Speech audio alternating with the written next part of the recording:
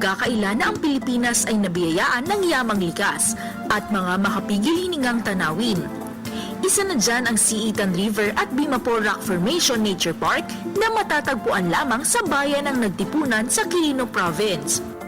Ayon sa aming tour guide na si Kuya Noel, sa halagang 175 kada tao, gamit ang kanilang mga bangka ay maghapon ang pwedeng baybayin ang kahabaan ng Siitan River at maligo sa napakalinaw na tubig nito. Kasama na rin dito ang paggamit ng kanilang mga safety vest at ang tour papuntang Bimapor Rock Formation.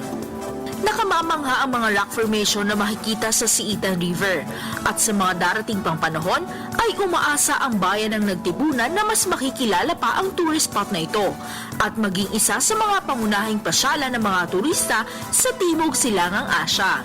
Ang pagkakaiba ng Tipunan, ito'y maliban dun sa 52% of the land area of the province, ito'y bagong bayan pa at may pagkakataon pa na magiging national provincial capital sa in terms of tourism destination.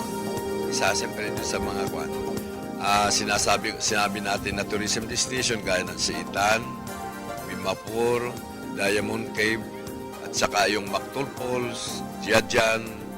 Sa parte pa ng Western, marami pang undiscovered pa talaga. Na mas magaganda pa sa mga sinabi ko na yan.